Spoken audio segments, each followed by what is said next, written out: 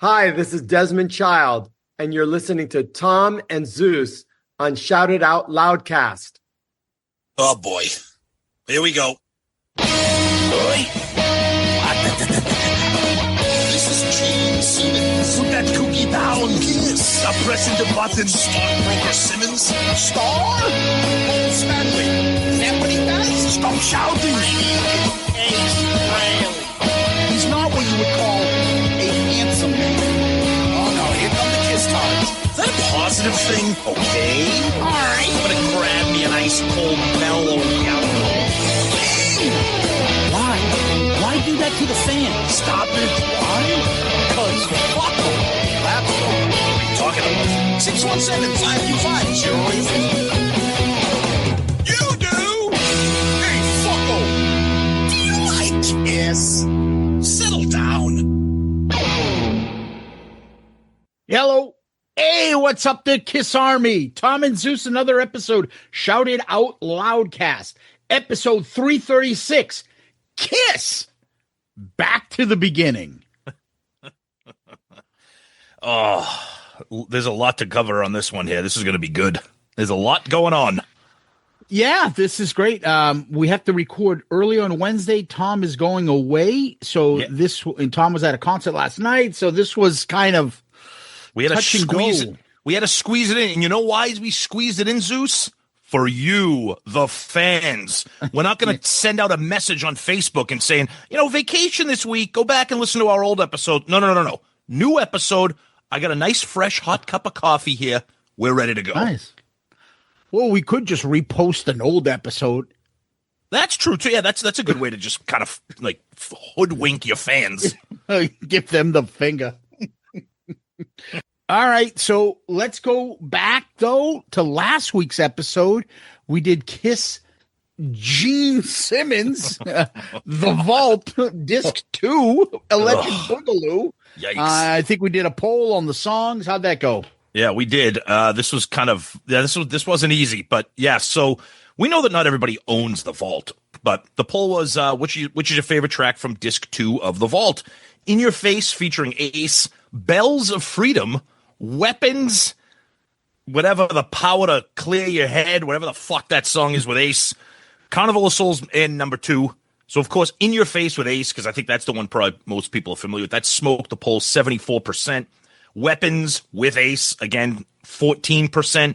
Carnival of Souls number 2, 7. And Sorry Zeus, Bells of Freedom comes in at 4. And I think that's just probably just lack of familiarity. Our buddy Glenn Barth, who we'll be seeing in Vegas, I went with Carnival of Souls 2. This was my introduction to the songs from Asshole, since I didn't have the album or care to listen to it. Oddly enough, The Vault drove me to buy Asshole. Is that a positive thing? No. No, it's not. Jocko Johnson, Twitter handle Game Show Lover, just simply responds with E pluribus unum.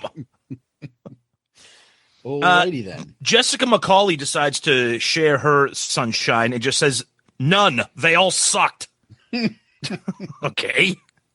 And Joseph Kiss Sr., along with a bunch of other people, said, do we get to talk about the Sabbath farewell? Well, your wishes. Yeah, we do.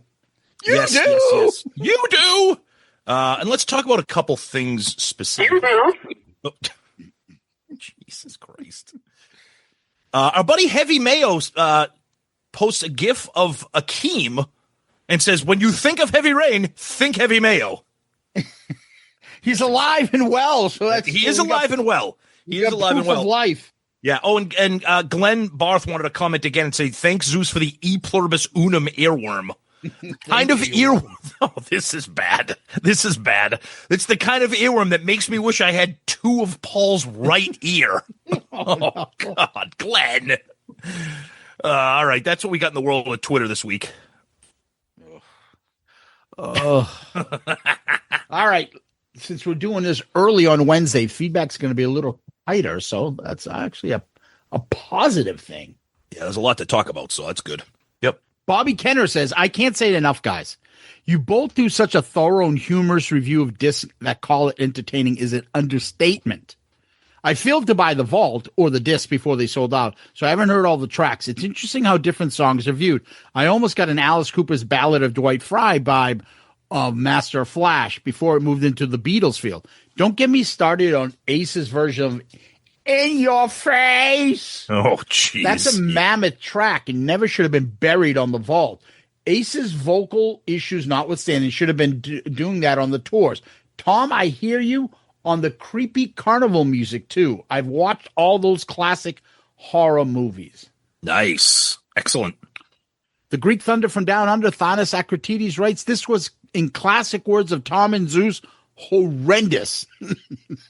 The tunes are all over, were forgettable, multiple versions of one tune. My Lord, seriously? There is no doubt in my mind that the 10-disc vault should have been condensed to 5 discs with full songs, not stupid ideas. I still cannot believe Kiss don't have a few albums worth of decent material released as a vault type album. Question: if Kiss did a Sabbath-like show, which bands would appear to represent the? We got a lot of that. Stand by. Yeah, a lot of that stuff. Joey, Slim Fit, Tight Jeans, Hall of Famer Romanek. God. The vault is proof positive of 3 things. The members of Kiss were capable of writing some truly laughable, terrible songs. The producers were unsung heroes of making sure those terrible songs never made it their way onto a Kiss record. Okay. Really? How the fuck did Shandy get on Unmasked? Hey. Gene Simmons knows that no matter how bad the music is, Kiss tards will pay 4 figures to have a collection of said shitty songs housed in a hopped-up road case. Can't wait for the review of Disc 3. 100% as I look over at my nightstand made out of Gene Simmons' vault. Joey's right. I'm proud to admit it. The great Lana Cooper. This was a fun one. I missed out on the vault, so hearing snippets of these songs and having you guys give a fan's eye perspective on them is a treat. Personally, I didn't mind the multiple versions of the song in the same depth. It's interesting to hear the various incarnations a song undergoes before it takes its final form. However, if I shelled out a couple $1,000s for the vault, it might get annoying to doubles. Ditto for the carnival intro. Gene dropping a line that this music is public domain pretty much tells you why it made an appearance. I'm a huge Gene fan, but far be it from Simmons to pass on getting something for a bargain. Standouts for me were Carnival Souls 2, Master of Flash. Even if you didn't write it, it felt like the lyrics were introspective, Gene. And Bells of Freedom. Dude, you hit the trifecta. Those are my 3. That's Zeus's, yeah. Yeah, I know I'm alone on this island, but I did get the Who vibe from it and dug it. Okay. Awesome episode, as always, gents. Thanks for giving us folks who didn't have a chance to get the silly safe a listen, some solid insights into it. Oh, you're welcome, Lana. Nice. Josh Brown says, I feel like the Heavy Rain is the musical extended solo section they added to the live version of Within. I don't have the vault, so I'm hearing these for the first time. Great episode, guys. Okay. All right, Cameron Holiday. I'm going to put an end to this nonsense. Cool review as always. 2 things I wanted to clarify in part of your commentary. The beginning of Rain 2 is the bell of a ride cymbal, not the Spoon Man. It's a fucking joke, Cameron. I don't think they grabbed the homeless Spoon Man guy from Seattle and brought him in to do the You need to start paying attention to the ride cymbals before you're going to criticize music, God damn it. Holy Christ. Oh, here we go. The Carnival intro would later appear as the Psycho Circus intro without the distortion and overdub gong guitars. Surprised Juice didn't mention that, and it's one of his favorite songs. We didn't need to mention it. It's fucking obvious. Yeah, come on, dude. What are we doing here? Stay cool, safe, and healthy during the heat wave, fellas. I mean, look, Cameron, we love you, brother, but come on. If we spend every episode telling you everything about everything. Deuce, well, you know that's a song that was on the debut album. It was? No, it wasn't. I can't believe that. Graham Richley, Disc 2 is my least favorite in the vault, so hang in there. Having said that, there was always 1 or 2 nuggets on each. In many ways, the vault shows how much hard work goes into making a good song by showing the process of a song idea evolving and hopefully getting better with each version. I think that is why Gene kept the 3 versions of the same song in certain discs. I remember being amazed when I found out that some artists painted the same picture up to 20 times until they settled on a final one. Gene is just sharing the trial runs of his songs as well as the home runs. Thank you, Graham Richley, Gene Simmons' PR man. It's all good, but I get what you're trying to say. You're trying to defend his reasoning for putting those on, and hey, you make your argument. Not that I agree with it, but at least you tried. Chris Hall says, classic. Just the 2 of you talking Kiss and always sounding crystal clear. These episodes are the best. Well done, boys. And don't underestimate the power of sounding crystal clear. Trust me, there are podcasts out there that sound like they're being recorded in a submarine with one of the doors open. Yeah, amateur hour shit and fucking never have their stuff ready. That's why we do our audio podcast, so we can correct everything, make everything sound nice and easy. And for you. Yeah. And now you're getting some clips, too, which are fucking taking off left and right. Over on Loudcasters, the great Gordon Duncan says, I was excited for this episode because I never bought the vault. I love hearing these songs, but if I'm honest, I enjoy hearing them in the context of your reviews more than just hearing the songs alone. I think that's where we are with Kiss. There isn't just much left out there for us. We've heard the demos and most of the bootlegs. After 50 years, what do we have left? Tom and Zeus's opinion and ours. The Kiss community is all that's left. So bring on more vault reviews, solo album reviews, and the remaining Kiss releases. I can't wait for your symphonies take. Interactions like this keep the Kiss community strong and eternal. Thanks again, boys. You made my run entertaining as always. That's awesome. By the way, quick aside, I was at work yesterday, and for some reason I started listening to the Alive Symphony, and I was like, ooh, this is going to be a good episode when we get to this one. There you go. Gordon predicted it. Yep. So, and we'll leave it with John Whiteman says, though I'm still not sad I didn't buy the vault, I'm disappointed by what the Psycho Circus album could have been with more Ace and a better Peter song. Mm-hmm. The right producer could have pulled another dynasty at him, and that is a positive thing. Mm-hmm. Good point. So let's go over to YouTube. Kiss Remasters Films. Can't help but to mention this. The Sabbath Back to the Beginning show is so friggin' great. So great it's breaking the internet. Kiss could have done something similar, but no. Mm-hmm. Instead, they just did the same boring old show for the end of the road shows, plus the lame avatars, and broke the internet in the absolute opposite way. Such a great missed opportunity. Gene and Paul really have no clue. Mm-hmm. What are we talking about today, Tom? Yep. And then Robert Miller says, you guys are awesome. Your guys' show is by far the funniest shit I listen on here. I love that you guys are not about kissing the band's ass. Keep on making me laugh my ass off. Wow. Thanks, Robert. Thank you. We will do that. And Tom, I'm going to give it right back to you.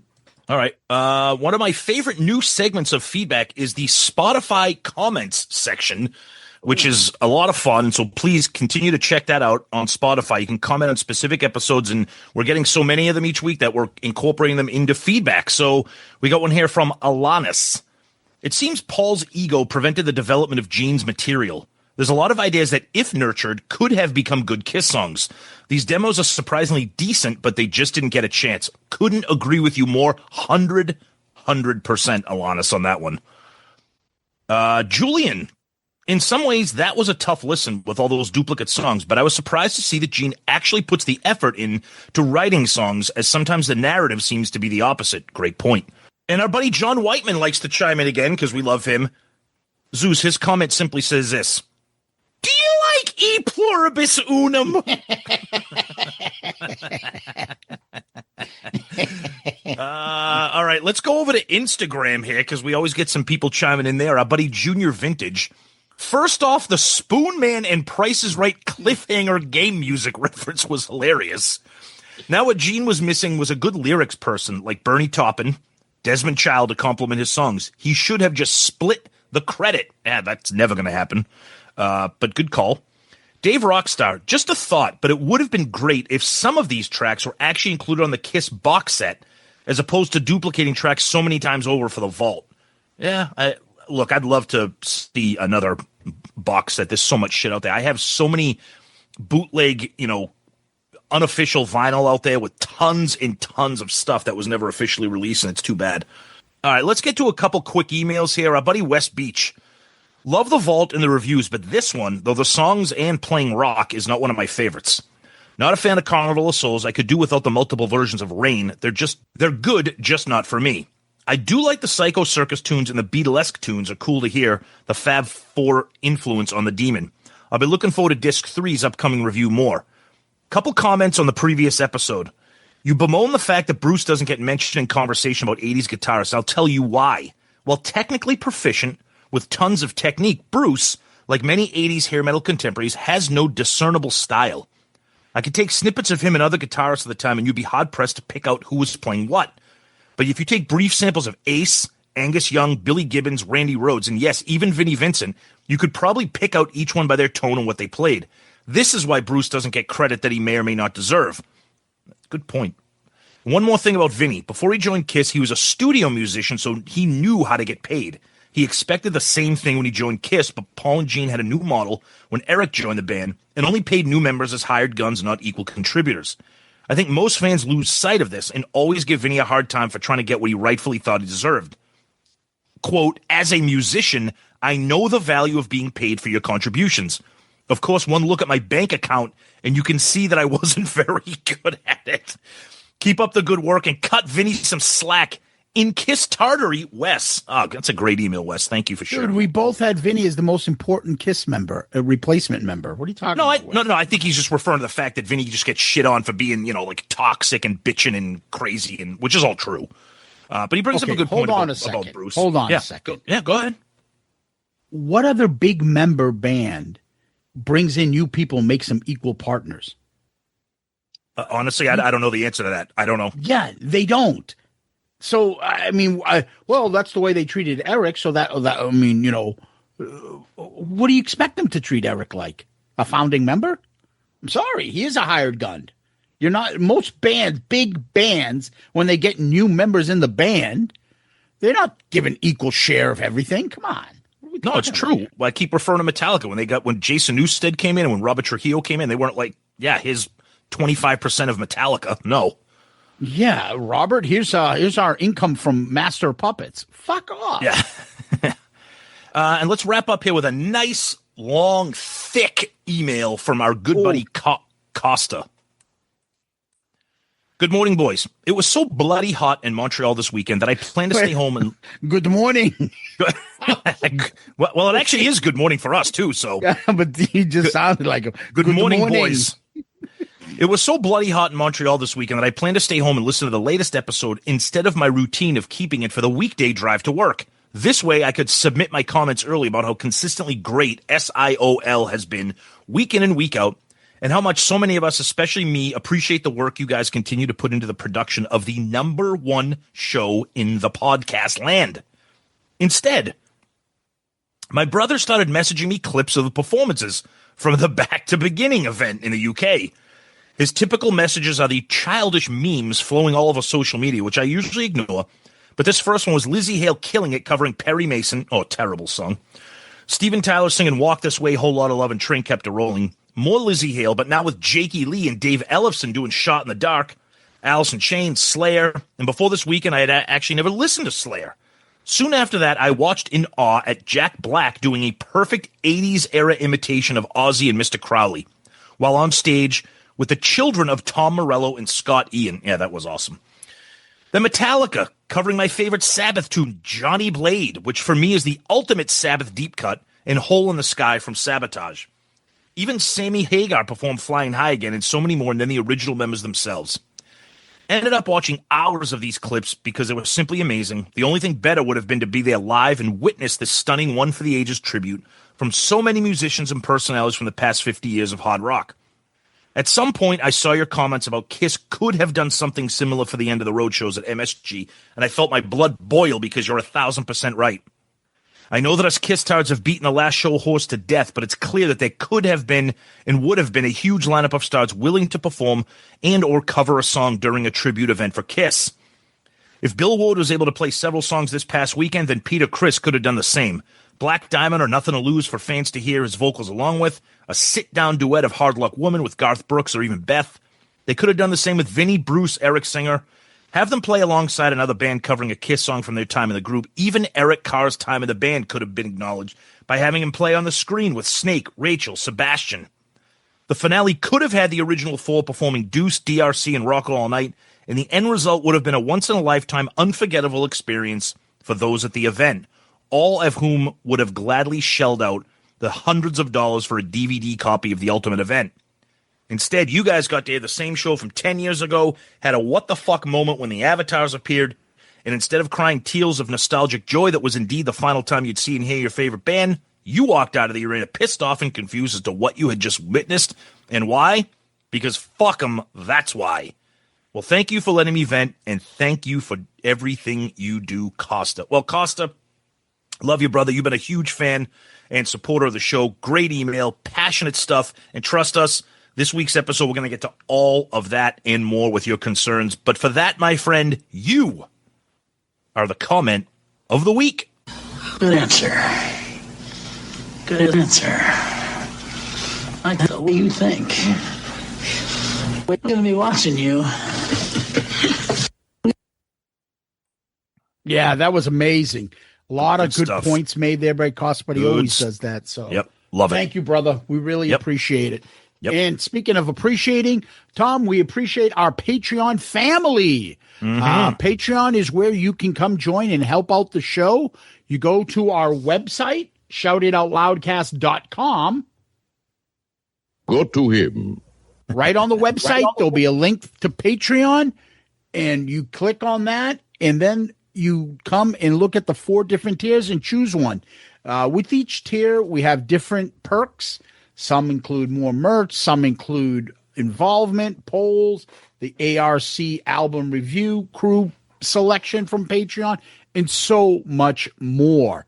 Patreon is vital to success of the show, and your involvement is huge. So we appreciate our Patreon family. And if you're out there and you're listening and you're thinking about it, come join the family, come join the fun. And thank you to Patreon. Yeah, you guys are the best. Thank you, everything, for what you do, all your contributions and generosity. It's a massive, massive help to the show. Check us out at our website, shoutitoutloudcast.com. Click on the link, find out all about it, and the family continues to grow. And thank you for everybody who's been there, whether you're brand new or been there since day one. Thank you. So now let's go over to Kiss World. What do we got? Crickets now? So for the first time, not only do we have news, but we have legitimately major news, which is quite kind of stunning here. But for now, I'm just going to read what's going on, and then we can, kind of have a little discussion on what we think is going on here. So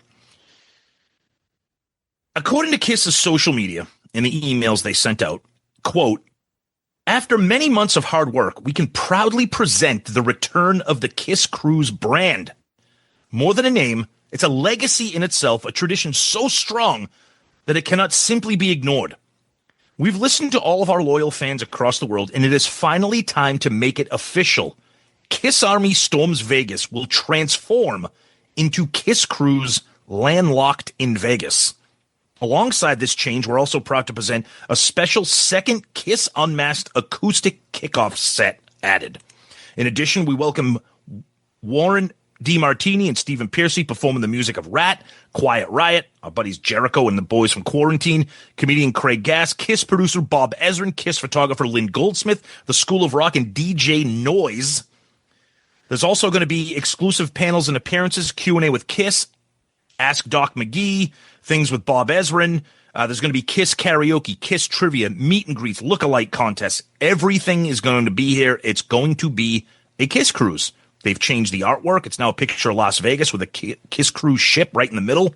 Land locked in Vegas. Zeus, before we kind of really break this down, why don't you, I'd like to get your first impressions on when you saw this news in the imagery and everything that they're doing here.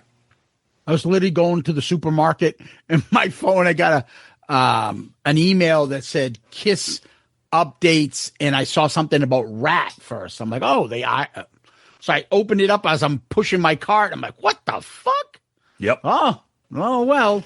So first, let's get away from the reasoning at first. Let's just go to what they added. Exactly. Yeah, let's talk about that. Yeah, it makes it better, obviously. So they added a second set to the thing. Yep. Hey, you guys going to be here? Can you do another set? I'm sorry. That to me is not a big draw because you know what they're going to do. The same old songs, the same set list that they've had. They did on the Sail Away. Maybe we'll get one, deep cut, as you may call it. Who knows? Okay, Kiss do another set list. Then I saw Rat. We've seen them before. I'm okay with that. Bob Ezrin being there, fantastic. The rest of the stuff, I don't know. I mean, we're going regardless. So did it churn my head? No. Will it get more people to go? I'll be honest with you. I don't know. Because, you have to be a diehard to go to this. It's still expensive as fuck. And if you weren't going before, did these things change your mind? I don't know. Okay. So here's my take. And again, we'll kind of get into our kind of analysis of why, what, whatever. So when I first saw it, I'm not going to lie. I was actually excited. I think it's brilliant. The branding is brilliant. They know the power of the words Kiss Cruise. It's brilliant. I was excited to see, a second show, acoustic show, more Kiss. I was excited to see more activities. I was excited to see, quarantine and Piercy and DeMartini and stuff like that. I forgot quarantine. Yeah. So I'll give you that. I mean, they're friends of ours. Yeah. And we'll get to see them there. That'll be a good thing. Yep. Yeah, we were texting with Jericho and Joe from quarantine, congratulating them, looking forward to seeing them. So that's going to be great. So, at first glance, I was like, okay, this is cool. They listened to us. It sounds like they listened because we've been talking about this for a while, about the problems. So look, is it gonna move the needle? I'll be honest with you, Zeus, I'm going to disagree with you a little bit. I do think it's going to move the needle a little bit, only from a marketing perspective that people really love the term Kiss Cruise, even though it's not a Kiss Cruise. So I think it's going to move the needle a little bit. So why don't we talk a little bit more about why this happened? Let's get into a little bit of kind of analysis. Why it happened? Do you think it should have happened? Is the decision good? I think it happened because they're desperate and they can't sell fucking shit. And this is turning out to, as we've been saying for a while now, a disaster. I think they should have been talking that there are things coming and hyping stuff up along the way, because now it just looks like, oh, you're just trying to save face. Right? Mm-hmm. Because it doesn't 100%. Look like they had planned this all along. This looks like, oh, fuck, this was going to be major embarrassing. We better do something. It looks desperate. It looks weak. It looks, almost like they're groveling now. And they didn't need to get to this point. Okay. They could have been filling us in a little bit along the way. I'm sure they didn't sign everybody at the same fucking time. They could have been doing everything and then rebranded it something else later on. But they could have added all these artists. We know for a fact one of these people in these bands here that is going to be there. For a while now, they were talking about getting on it, and whoever Pop House, or it isn't Gene and Paul, were just dragging their feet. They could have had them a long time ago, and it could have announced this. Mm-hmm. So if they're dragging things out, not doing things, I think it's one of those things. Well, let's see if we have to do this. Let's see if the sales get a little bit better. Mm-hmm. That's how I look at it, and. I think if they're saving face, I think it's shows like us and fans like us that were pushing them to change this and not simply just reading the PR fucking sheet that this is all hunky dory and, oh, isn't this fantastic? held their feet to the fire. And I also think Paul is the main reason this changed. Look, you don't think they're fucking patting Paul on the back and he's not jerking off over the fact that he kept calling it the Kiss Cruise. It's like the Kiss Cruise, and now they took his advice and did this. And I bet you a lot of that is to appease him, because I'm sure they have to pay him more to do a second show. That ain't happening for free.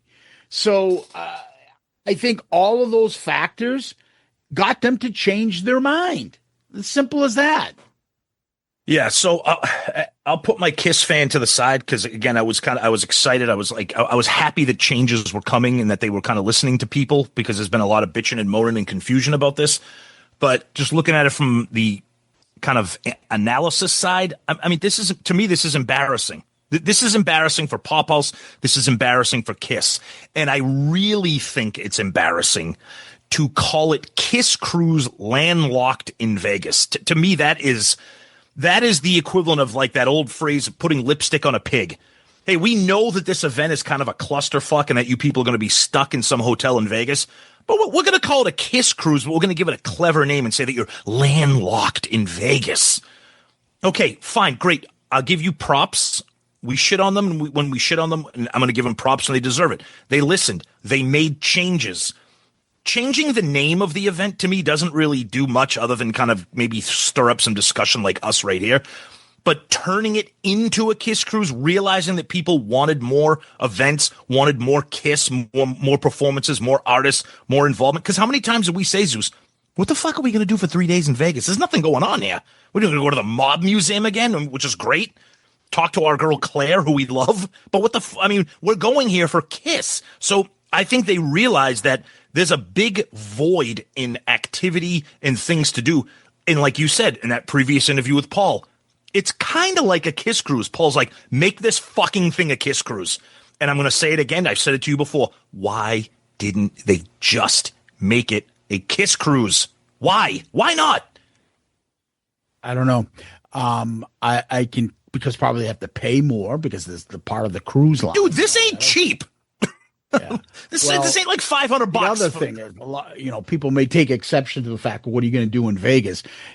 Obviously, there's a gazillion things you could do in Vegas. This hotel is not part of the Strip. No, but my point is, when I say, what are you going to do in Vegas? My point in saying that is, for this amount of money, I want to be entertained as a Kiss fan. I don't want to spend this kind of money and then be like, oh yeah, let's go to the let's go to this casino for a while, and then when we get back we can see Kiss Army whatever. I'm like, no, that's what I mean. Oh, you can go into this hallway, you can see Johnny Cool Balls is a collection of Kiss colored straws. Thank you. That's my point. Oh, fantastic. Right, exactly. If I'm going to be there, I want the days filled with stuff. So let me ask you this huge question that everybody is talking about, and I've been saying it since day one. He ain't coming. I don't have any inside information. This is me as a fan. I got nothing here other than my instincts. I've been saying it for months. Everybody keeps talking about Eric Singer because right now there's no fucking drummer for these Kiss shows. He'll be there. Okay. So why you really think Eric Singer's the kind of guy that's going to hold out for money here? No, I don't think it's a grudge or anything. I just think they haven't come to an agreement on the dollar amount, and I think they will. But it's interesting, though, that they came to an agreement and paid these other members, because if this had sold out, do you think they would have added Stephen Pearcy and all these other bands and quarantined them? No, they wouldn't have hired them, because they'd be like, fuck them. They got their money. Well, now they're doing it because they're desperate. So how much more could Eric be asking for that they wouldn't just pay him to come in? Or they're just keeping it as another event. It's just another something that they can release a little bit later on. Said Eric Singer is going to be there. Oh, But I can tell you, I said this earlier when we were talking about this. Kiss or Pop House or both, they overplayed their hands with this event. That's why they're like, oh, this is going to be great. And then they realized that only the friggin' Kiss dorks like us bought it on the day of release. And now it's July and the fucking place is half empty.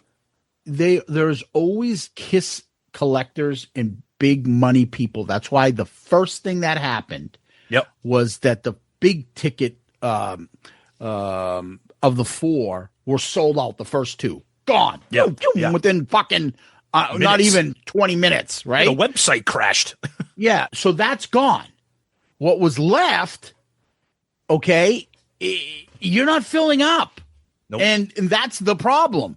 So Kiss could make their money because Right. Paul and Gene, I'm sure, going to have events where they're selling their shit. Yep. Right? But Pop House and them aren't making their money on this. They're going to fucking lose a ton. They need to sell the rest of those tickets. And also, it's not just for this. I keep saying this. This is their first Kiss event they're doing. Yep. If this is a disaster, who's going to next year's? The only thing I can think of, I'm hoping, maybe I'm giving them too much credit. They did learn a lesson here and they made changes, but I'm hoping that this gives them a kick in the ass to restart the actual Kiss cruises. That's what Kiss fans want. They want experiences. They don't want to be stuck in a hotel for 3 days. Bring back the fucking Kiss cruise. Even if Kiss does a sail away show and that's it and you never see them again. Yeah. Bring that back. They could easily take less criticism if they did a Kiss cruise and a sail away non-electric show, non-makeup and stuff. No one's going to give them shit about that. They're still getting shit, right or wrong, about them performing in Vegas.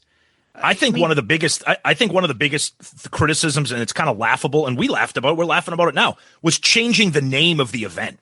I mean, that is so, talk about having to like swallow your pride and kind of just tuck and run and be like, guys. You don't think that's appeasing Paul? Of course it is, but it's definitely appeasing Paul, but it's turning this event that was a laughingstock into an even bigger laughingstock by Kiss Cruise Landlocked. What? Just keep the fucking name. Just keep the name. But I don't know. I what did you say before we started recording? I don't know what I said. I'll tell you what you said. We were rooting for chaos. I'm kind of pissed that they did this.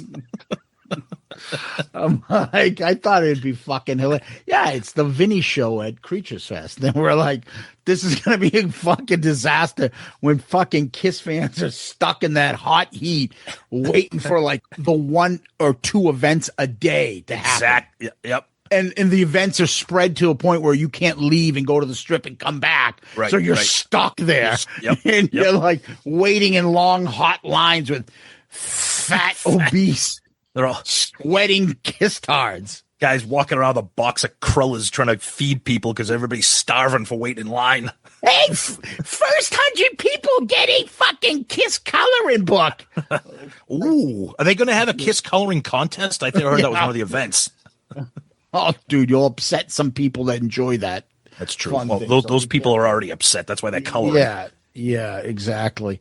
Yeah, I'm just, it's interesting. It's nice. You just gave half the fucking Kiss podcast now fucking topic conversations for the next 3 months. Oh, I gotta go live. Oh. An acoustic show. Oh, God, I can't wait to hear Christine 16 Unplugged. Oh. Fucking. William Shatner needs to come out and start fucking pointing people That's out. what we said that before we started recording. Bob Ezrin's gonna be like, guys, it's just a band. I produced an album. It's not very good. Yeah. Oh no, all of them are great that he did. I'm kidding. I'm joking. Of course. Anyway, that's really the news, isn't it? Yeah, that's kind of consumed everything. That's what kind of people are talking. That's got the chatter. Yeah, Bruce was sharing it. Paul was sharing it. So yeah, that's about it, really. Oh, one more thing. Hold on real quick. We forgot to talk about this. On Kiss's official social media, part of the announcement of the rebrand was a video from Paul and Gene hyping up the event. Wow. Fantastic. Yeah, exactly. They put it this way, it looked like a hostage video, okay?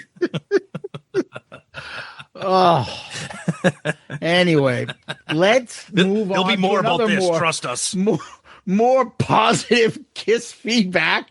And that's our topic, right? But before we do that. Yep. Stop. Don't talk anymore.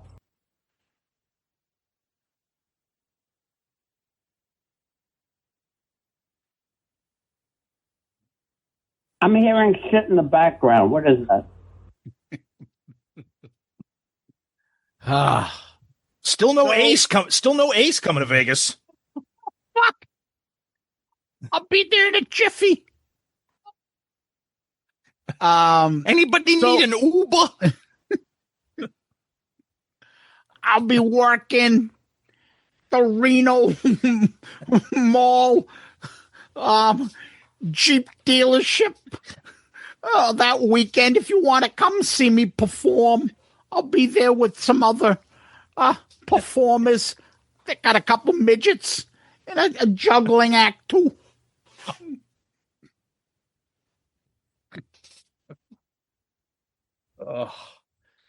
Anyway, we got bombarded with this shit. Everybody was talking about the Ozzy Black Sabbath Back to the Beginning concert, which was amazing. I will say I saw a bunch of it. I'm going to make a point and just say, yeah, there's always going to be an issue trying to run something like that big. Someone's going to have guitar tones going to be off. Someone maybe didn't perform as well as you expected. There's going to be a couple quirks here and there. It's okay. Mm-hmm. What they pulled off was incredible. You know, to jump on and harp on little technical things, it's nonsense. I think what they did was fantastic. Okay.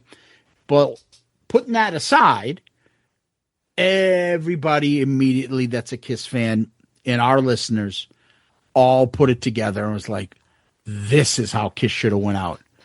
And the first thing that I think about when I think about this stuff, I think of that fucking arrogant comment from Doc McGee.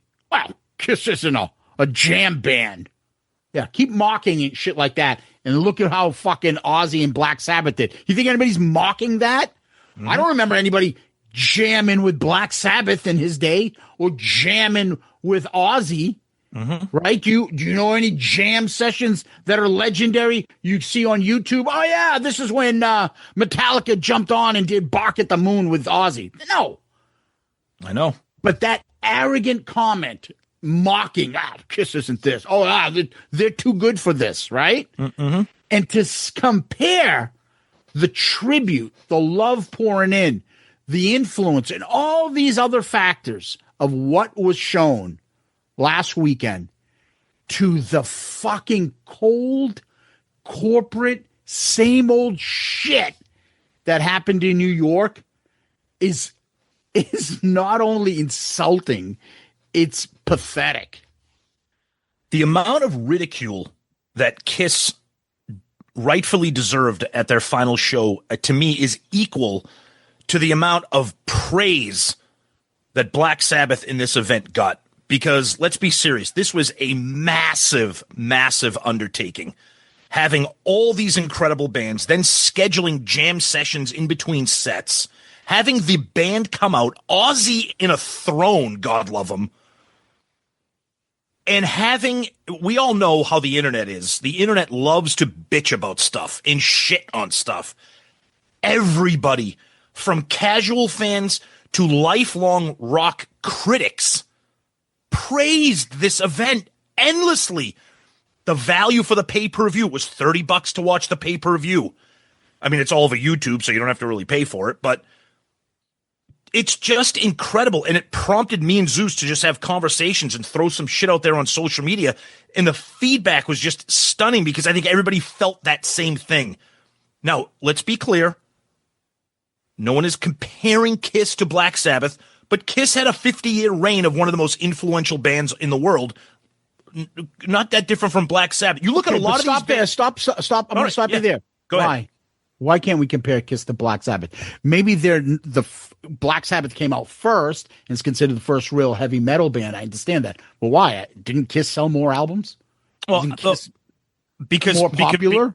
Because more hits, more stuff? Well, because like that douchebag who blocked us on Twitter because he was trying to poo-poo the band. I'm like, dude, you're not paying attention because about 90% of these bands at this event love Kiss, have opened for Kiss, have played with Kiss, or have mentioned Kiss as inspirations to them as grown up as musicians and guitarists. One of these days, we're going to do an episode on social media personalities. Ugh. I do not understand. So what you did was you reposted and it set off a frenzy. Yeah.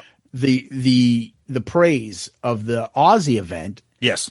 And said, wouldn't, basically like, look at this. Kiss could have done this. Kiss could have done this. And then some idiot just wants to come on and be like, Kiss sucks. Kiss is a joke. Dude, why are you doing that? How many times have we talked about this? I'm not going on Justin Bieber post and be like, oh, Justin Bieber sucks, even though he does. And then the guy blocked us because he got mad that we were responding to him. Because everybody was shitting on him. Yeah, but like, exactly. I just wanted to jump in on the part that like, yeah, please. I don't know. Why am I conceding that Black Sabbath's bigger than Kiss? Are they? Well, I'm not saying it, putting words in your mouth. They're more respected, quote unquote. They're more respected, quote unquote. Even people that don't like Black Sabbath respect them. That's my point. I'm not talking about me and you, because when people mention Kiss, like, oh, the band with the makeup and the guy with the tongue, that's what I'm talking about. I understand. You can say the same. Oh, Black Sabbath, the one who has to use imagery and all that other stuff. No, I get it. Yeah, I know. All right, but I'm just saying. No. I'm just not conceding the point that they're bigger. But go ahead. Ozzy's bigger than Kiss, I think. Okay. I'm not saying Black Sabbath is. No, I get it in terms of record sales and like general popularity, because even people who don't like Kiss like, Rock and Roll All Night or I Was Made for Loving You. People like my mom likes a lot of Kiss songs. My mom probably has heard Iron Man. I made this point to you. Yeah. I come from a predominantly hard rock metal a group of friends growing up my whole life, between parties and everything else like that. I don't remember fucking Black Sabbath being played a lot. I just don't. I don't remember in the dorm rooms. I don't remember at friends' house. I don't remember at parties. I don't. I remember Ozzy. I don't remember Black Sabbath being big to anybody. And I know I'm going to get shit for us. I don't care. I'm just saying to people, it's one of those things you're supposed to like Black Sabbath. I like a lot of their songs, but I don't have a Black Sabbath. I don't remember people blasting them as their favorite band growing up. I just don't. Well, because Black Sabbath isn't the kind of band that you can play at a party. I mean, like, hey guys, let's grab a couple beers and put on Electric Funeral. Like, no one's. All right, you can't. They're not a party. Soundgarden one is Alice in Chains one. I heard them. Yeah, but Soundgarden has some accessible songs, especially Super Unknown album. Metallica, dark shit. I've heard their music. I get it. And Megadeth, I've heard their stuff at places. I'm just saying around, even in parking lots at concerts. How many concerts have we gone to? Do you hear Black Sabbath fucking music being played in car stereos? No. Tailgating? I don't. But you know what? Conceding that point. But you hear Ozzy all the time. I will agree with you. You brought up a good point that Black Sabbath is one of those bands like Led Zeppelin, like the Beatles, like the Beach Boys, or like heavy metal. You're supposed to like Black Sabbath. Now I like Black Sabbath. I'm not going to pretend to be a Sabbath tard and know everything about their entire discography, but I like a lot of Black Sabbath, Ozzy and Dio Sabbath. I do. I like a lot of it, and I was excited for this event. But yeah, I see what you're saying. The thing about Sabbath is, as influential as they are, they're not an accessible band. I mean, Paranoid, Iron Man, stuff like that. But it's not like, guys, let's tailgate for the Patriots game. I'm going to throw on the Sabotage album. People will be like, what the fuck are we listening to right now? I don't want to hear this. Okay, if Ozzy didn't become Ozzy when he left Black Sabbath, Black Sabbath still big? As big? I don't know, but I think Sabbath was. You're right. Ozzy's solo career definitely elevated Sabbath. I'm just saying, if Ozzy just never did anything after he left Black Sabbath, Black Sabbath would be called and considered the forefathers of heavy metal and godfathers. Oh, that's how great. They're not as big without Ozzy. Becoming Ozzy. It's probably a good point. It's probably a good point. But anyways, let's get back to the whole Kiss thing here on that, because that was kind of what we wanted to discuss here. So let's play the what if game. Of course Kiss couldn't have done this. Why didn't they? It's an easy answer. Everybody knows the answer. It's because Paul can't give the spotlight to anyone, which is why he didn't even do the simple thing of having former members, let alone other bands, perform with him. It's pettiness. Of course it is. Well, you know what it is? We say this all the time. We kind of goof, but it's for real. It's that persecution complex. It's that sensitivity. I can't cede my the spotlight to other people. I don't want other people to think that they're better than me, because he knows that a lot of these bands, in other people's eyes, are better than Kiss. And he's like, I'm not going to do that. So the other aspect of it is, if Paul puts them up there and puts Paul to him, I bet he's like, we worked all this time. We can organize and make a fucking fortune, do the end of the road, do all that stuff. New York still has fucking the Empire State Building lighting up for them, newspaper stuff, stupid gimmick shit, right? Yep. I'm not going to give Ace and Peter the privilege of thinking that's their part of this. Fuck them. I've been killing myself for 50 years. They put in 12. Fuck them. They're on equal footing as me. Fuck off. That's the problem. Yep. And what he could have done, and what they could have done, is have the Foo Fighters come up and jam. You don't think Metallica would do it? James and Lars would do a set for Kiss? Absolutely. Right? Everything that was just done there, I don't know how many bands would say, no, I'm not doing it if that's Kiss. Right. But another big thing that Paul has a problem with, which is kind of what we talked about at the end of the road show in Madison Square Garden, Paul doesn't like to look back. For some reason, he doesn't like to look back. And look at the title of this event, Back to the Beginning. Paul's like, no, we're looking forward. Pop House, Avatars, Landlocked in Vegas. We're doing that. We don't want you guys to go back and remember what we used to be. Ridiculous. We don't want you to go back and and remember what we used. This is where Paul loses sight of the band and himself. He doesn't care about the fans. Sorry, he doesn't. He doesn't care about his legacy. Look at when we talked about when he was on that. He cares about the fans if they're kissing his ass. Well, that's my point. But because I was just going to say, remember his appearance on the Billy Corgan podcast? The entire part 1 of that episode, he doesn't even talk about Kiss. Look at his social media. There's not even a mention of Kiss. Meanwhile, you have Tony Iommi, who bathes himself in the legacy of Black Sabbath because he knows that's his legacy. He's fucking the riff master from Sabbath. Paul doesn't want that, and I don't know why. But you look at some of these bands, okay? Anthrax, okay. We know that Charlie Benante, first of all, he honored Peter Criss. He had the little 3 thing on his back. He loves Kiss, okay? You got Alice in Chains. We know Jerry Cantrell worships Kiss and Ace Frehley, all right? You got Pantera. God rest his soul, Dimebag Darrell was buried in an Ace Frehley Kiss. He was buried in a Kiss casket, and he wears Ace Frehley shit all the time before he was painfully taken from us. So that band loves Kiss. You have all Guns N' Roses. Slash loves Ace. Respect for Kiss. Metallica. All these, and then the other bands. You could, like you said, you could have had Foo Fighters. You could have had some of these bands that were even on the tribute album. The LA bands. You could have started. I don't know. I don't think Motley Crue's in good terms with them, but like Rat and all those other bands out there from LA during the hair metal stage. You don't think Bon Jovi could have done something? Absolutely, or of Richie course. Sambora and them. All these guys always at some point put up a thing about Kiss. So you can add the LA hair band kind of stage and added them to Kiss. How about another guy that would have performed and would have blown the socks off? He ain't going to Black Sabbath. You could have put Garth Brooks up there. Exactly. Yep. You could have pulled in all different genres. Yeah. Right. And you could have had them all do a set, 4 or 5 song set list. Then you could have had Kiss, right? Do their regular end of the road set, maybe shorten it to 10 songs. Then they could leave, and then Ace and Peter could have come on. They'd end up with an encore like Ozzy did, do 4 or 5 songs together, right? How insane! The streaming revenue, the DVD revenue, the merch revenue, and here's another thing, the legacy, and the thank you to the fans. Here's another thing in terms of revenue. They raised almost $200 million that are going to be split up amongst charities for a Parkinson's disease charity. Hold on. The Birmingham Children's Hospital and another children's hospice charity. All the proceeds are going to charity. All of it. And they raised over $200 million for that. Go ahead. You think Paul and Gene are going to do that? Fuck those kids. It's no way.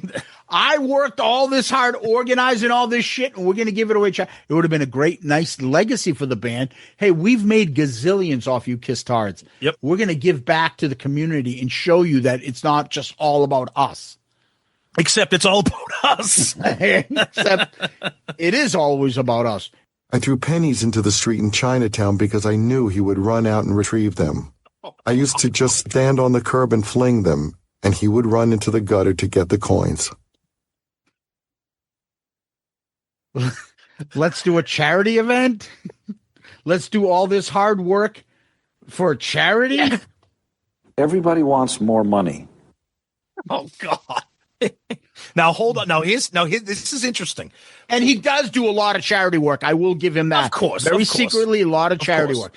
They ain't doing all that for charity. Now I'm sure you saw this headline. This teaser that Sharon Osbourne is going to reveal. There was apparently a band that she kicked off of this event because they quote unquote wanted to get paid. Now, of course, everyone's you like, think it's Paul and Gene? No, I don't. But my instinct would be, could you imagine if it was Kiss? And Sharon's like, you motherfuckers! Like, there's no way. First of all, Paul is actually very close with her. Of course he is. And they get along, which is surprising. Of course they do. Yeah, I'll do it, but I want money. You know why? The record industry is dead because of the fans. They killed it. So, because there's no record industry, I need to get paid, Sharon. Another huge thing about this event I want to say is, so we talk about how Paul would be paranoid, no pun intended, about having all the attention drawn away from Kiss and on to Slayer or Metallica. No, all these incredible bands, and people are talking about Black Sabbath. People are talking about Ozzy and how the band I bet you their great. Sales are gone through the roof. Exactly. So it lifted up Black Sabbath. This is where Paul is so disconnected from what's going on out there. It's stunning and it's frustrating. It's frustrating. Let's be honest. It all stems back to him losing his voice, and he's so insecure about it. He ain't doing a big event like this and showing everybody they can't sing. He can't go up there and lip sync. Come on, he can't. Why not? You think Ozzy was singing in that throne? I don't know what he was doing. He was supposedly he was. I don't know. I didn't hear anybody complaining about it. Okay. It was brutal. It wasn't a very good Ozzy performance. But you took it for what it was worth. It was still iconic that he's up there in a fucking on his deathbed, just putting out his last for the fans. Yep. And Paul he ain't gonna put himself through that. He's just not. But he could have had other people come on stage when he's singing those songs, help him out with back end, do duets with people, so it wouldn't be as bad. There's so many ways. Nobody would give a fuck. They'd still praise him. I can tell you right now, as leading up to this event, I know there was a lot of talk on social media and stuff that people were like, "Oh God, like is Ozzy gonna? How is this gonna work?" And I think Ozzy has so much goodwill with people. People love him so much that, like you said, they cut him the slack that he deserves. They know that the poor guy can barely stand. He couldn't stand at all. He was sitting in that thing. But that's okay. People got to see them for the last time. Ozzy played a 5-song set list of his solo material.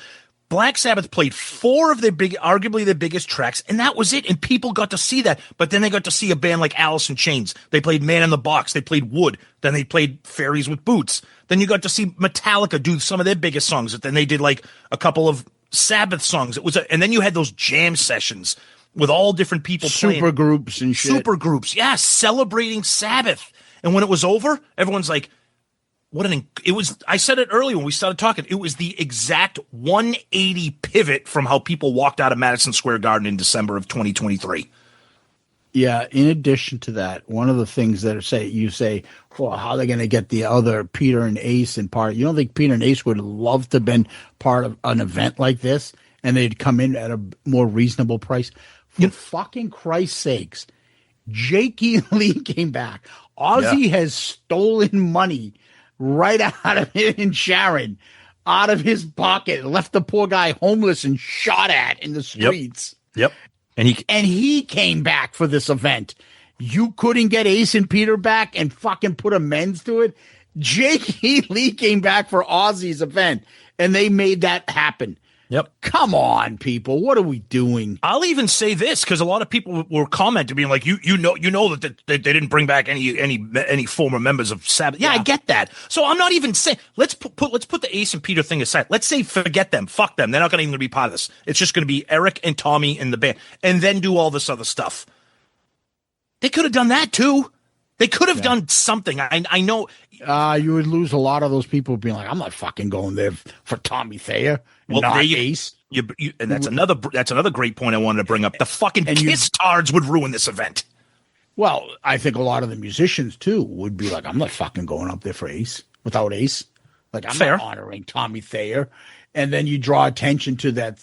There's that's a good point. More attention to the split between people about post the original members, and then Paul's like, I don't want to bring any more unwanted attention to it. I get it, but the way I look at it is this could still be rectified. If Jake Lee can show up at an Ozzy event, there's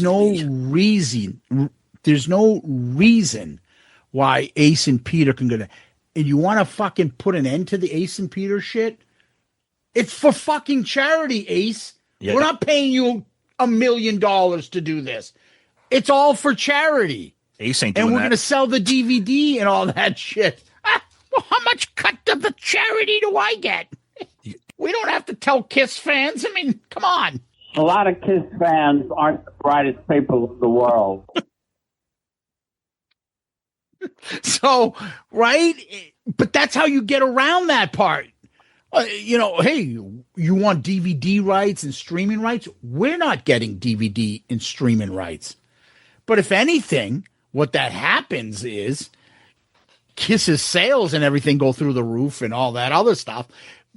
Ace, when you can perform a solo, come out and perform some of your solo shit on your own, do a 4-song set list, right? He could have done that too. I don't know. It's a nice way to kind of purge the anger that still we hold about Kiss and how that thing ended. And I think this thing highlighted all of it. And a couple people brought up some good observations that right on the heels of the Black Sabbath celebration, Kiss comes around and rebrands the fucking Vegas event and adds all this shit and be like, no, look, we can do stuff too. We're still cool. Don't forget about us. We can do shit. How embarrassing. Seriously. To come full circle, it's to come full circle, 100%, it's fucking embarrassing. Yeah, the whole thing is. And we say it all the time, our listeners say it all the time, it's such an increasingly difficult job to be a Kiss fan. And I'm going to be honest with you, I don't know how you can't look at the band similar to the way that we look at it. I mean, we love the band. We're going to Vegas, but come on, man. How can you not have something to say about this in general? I don't know. So, if anything, it just reignites the anger of the last show. Oh, 100%. That's why we're talking about this. It's another therapy session to get us through the fucking shit show from 2 years ago. It highlights it. Every time something happens, it reminds us how bad that was. And it's like being a sports fan. It's like fucking Game 6, or it's like the David Tyree catch. I can't forget it anymore. Yeah, it's completely ruined their legacy, and I don't get how they don't understand that. Especially, I mean, again, I don't want to rehash this. Doing the same set list, and if you saw that show and you switched it out for Indianapolis 2 months earlier, you wouldn't know the difference. 100%. Yep. That's the pathetic part of this. Yeah, it's too bad. What coulda, shoulda, woulda. So what would you have wanted if Kiss did this? Name me some bands and artists that you'd like to have seen. Well, we talked about it. I would have bands that I like personally and bands that I know have some Kiss inspiration, some Kiss love. We talked about it. Alice in Chains, Foo Fighters, Pantera, Guns N' Roses. Like you said, Garth Brooks, Anthrax. I mean, they did an incredible cover of She on that Kiss My Ass album that people either love or hate. there's so many different artists that Rob could have Zombie, been there. Exactly, Rob Zombie. all the Stone grunge Temple bands Pilots, loved him, all the grunge bands right? loved him. Yep. Right, you could have Mike done McCready's a massive Ace Frehley fan, so you could have you could have members from Pearl Jam, Soundgarden, STP, Alice in Chains, all that era that they would represent. Imagine And that then a you got all grunge the hair supergroup. band. Imagine that them getting out like a grunge supergroup. Or you could have done LA hair band supergroup, Warren DeMartini, George Lynch. Yep. Sammy Hagar would have come. I know he gets a lot of shit. I don't know why everyone hates him. I don't know he got either. some shit for this. Yeah, But he Sammy did. Hagar would. He knows Kiss well enough. He could have been part of this, right? Yep. You could have easily you put it this way. You could have pretty much had anybody that you wanted within the Kiss world who would have done this. But I'm going to go back to a great point that you brought up. Would these bands have done it without Ace? Since a lot of these guys, their influence as a guitarist came from listening to Ace. And But you're bringing Ace and Peter back, and that's okay. So do that without fucking you don't have to swallow your pride. And this is a charity event. You're celebrating Kiss 50 years, not the Kiss touring band for the last 20. So those are two unbelievable things that would never happen. Bringing Ace and Peter back and then doing it for charity. That's fucking never happened. It's fucking fantasy land.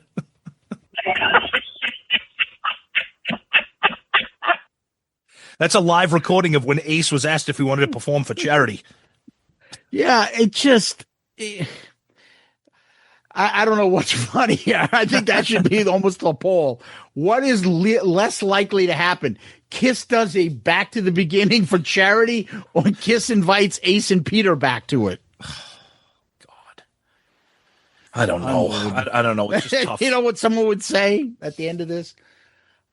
Do you even like Kiss? Yes, which is exactly why we do this, because if we didn't like Kiss, do you think we'd spend all this time talking about what frustrates us about Kiss? We talk about this because it fucking annoys us because we love them. Yeah, yes, I'm with you on that. This is the point that it's gotten ridiculous. I'd like to see them do this, get themselves back in a better way. Look, the rebranding a Vegas event is not on the same par of what we just witnessed. Give me a break. Yeah, it's not even close, and I feel bad because there's some people that just don't get it. Nope. That it ain't going to be something that we can realistically rely on Kiss to do something like this. No, Kiss might do great, like surprise us with a box set or things like that. But it's going to be because it's money. It ain't going to be because of us just to be nice. Mm-hmm. So anyway, Tom, any other final thoughts? No, I mean, we kind of had a little therapy session here on behalf of ourselves and our listeners, because I think everybody wanted to talk about this. So no, I'm anxious to see what other people's comments and feedbacks and ideas are. But yeah, it's just another missed opportunity. So yeah. All right, Tom, let's move on. Let's go to this. Hey, what is this? 20 fucking questions? So this one comes from our good buddy Moving On.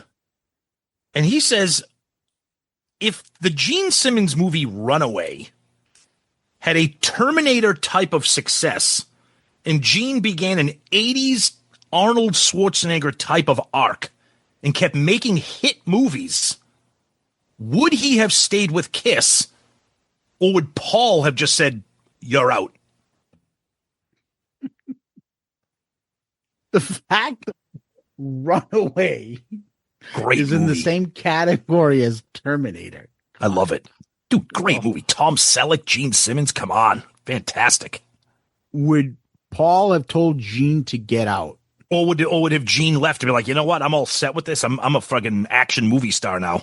Gene would never have left Kiss. This is You think his so? baby. Yeah, no. I think Paul would just do solo stuff. I think Kiss would be on hiatus and Paul would do solo stuff. I don't think they would cut the baby in half. I don't. Well, that's a graphic way to describe what could have happened. Cut the baby in half, thanks. It's an expression. No, I know. I'll be honest with you. I don't know. I don't know if Gene would have been like, you know what? I made my stamp and my money with Kiss. I'm the I made Gene my of Gene. bones when you were dating cheerleaders. Is that what you were trying to say, Tom? Exactly. That's right. That's right. A man by the name of Mo Green. I think if anything would happen out of those two, I think it would have been Paul kicking him out of the band. But I think Really? Gino, yeah, I do, because I think, look, Paul thinks he is Kiss, and many people think he is Kiss too. So Paul's like, you know what? I'll get somebody else in here. I'll keep writing fucking pop songs for '80s hair metal fans. The band would have probably died as Paul Stanley Band. Okay, yeah, though that's fine. Yeah, I think Paul would have kicked him out before Gene quit. I don't think Gene. Why would Gene quit? He's got both. He wouldn't quit. Okay, why would Gene would never give up long-term licensing merchandise rights? No, he wouldn't. Yes. No, I don't think he would. He's going to own 50% of it. Right. So why is Paul going to keep doing material, writing all this stuff to keep putting money into Gene's pocket? Right. That's why I think Paul would kick him out first before Gene would ever quit. Kick him out. He would never kick him out. If what would happen if this was a band and they have a contract, he would just say, okay, this guy's now going to be performing in Kiss. Hired hired gun guy. But Paul and Gene still would be splitting the revenue, and they would lose money by paying that other guy. Yeah. He wouldn't get production rights. He wouldn't get publishing rights on some of those songs because he's not writing them. You think Paul would tolerate that? That's my point. There's no reason why he would do that. Oh, okay. His point would be like, I'm going to write music, do my own stuff. I have the Paul Stanley Band. Oh, okay. Why am I going to fucking put money in your pocket? Okay, I misunderstood you. No, you're right. Okay. Keep the Kiss band alive if you're making half the money. Right. Peter Criss was still making money in Kiss when he was not in Kiss in 1980. Of course. Yeah, of course. Right? Yeah. So Eric Carr is the band guy, but he's not getting part of everything rights, and they have to pay out that guy as the hired gun, and they're all losing money. But he's still getting his equal share. Hey, that's what happened with Felder and the Eagles. He's still getting his share. Fuck you. You want to kick me out? Great. I'm still getting my cut. Right. So good point. It doesn't matter. So I would think that Paul's like, I'm not fucking busting my ass so you can make money. Fuck off.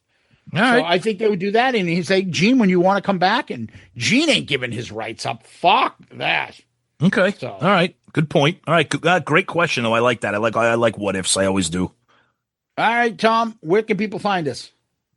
Always go to our website, the new, updated, and refreshed shoutitoutloudcast.com. That's you can find all of our episodes. Everything is there. You can comment specifically on episodes. You can check out all of our lists, our rankings, everything. Links to our merch. We got to get yourself a cool Shout It Out Loudcast t-shirt. Links to our Patreon. Links to all of our social media, Twitter, Facebook, Instagram, YouTube, TikTok, Threads, Blue Sky. You name it, it's all there. Please, we're very interactive, so please, if you're not following us, get on there. And, of course, our email address at shoutitoutloudcast@gmail.com. Please continue to send us your emails. We read them every week. Please continue to give us a question of the week. We read one every week, and if you want to be part of the show, that's a great way to be involved. So continue to do that. And we always like to say that we're a proud member of the Pantheon Podcast Network of shows. You can DM us on Twitter, Facebook, Instagram, Threads, Blue Sky, TikTok, motherfucker, and subscribe to our YouTube channel, which has consistently grown. Make sure you like and subscribe because we're putting out new clips all the time, which everyone seems to love. It's just, it's kind of blown up. I guess people enjoy seeing us once in a while, little snippets. Yeah, not all the time. Video. Yeah. So that is what you can do, and give us one of those 5-star child reviews on Apple Podcasts, Spotify, on Amazon for our book, Raise Your Glasses. That's much appreciated if you can do that, and we'll give you a shout out. So anybody out there that wants to give us a 5-star review anywhere, please do so. Let us know. Takes you a couple minutes. Send it over. Let us know, and we'll happily give you a shout out on here. And I always like to re-say our website, shoutitoutloudcast.com, shoutitoutloudcast.com. We can get all your merch, Raise Your Glasses, the book, look at all the rankings, look at all our episodes, look at friends of the show, and there are links to their shows right on our webpage. So check it out. And Tom, we always like to end on famous last words. Do you have any? Yes, of course I do, as always. And even though I'm full of sin, in the end, you'll let me in. You'll let me through. There's nothing you can do. You need my lovin'. Don't you know it's true? I do. You do. You do. You do. She's a vision in leather, like salt on a wound. Just a turn of a knob, and she's real fine-tuned. But she's murder in high heels. Oh, terrible. Tom, Kiss Army, Loudcasters, thank you. Guys, you're the best. Thank you. Can't wait for some feedback and continued discussion on this. Thank you. And Zeus, as always, my friend, thank you. Peace out, Girl Scout. Hit the music. What I'd like now is for all you fat, out-of-shape, worldwide kiss-tards to keep the noise down while I show your ladies what a real sexy man looks like. Listen, all you people out there sitting on rented furniture, settle down. Cut the music.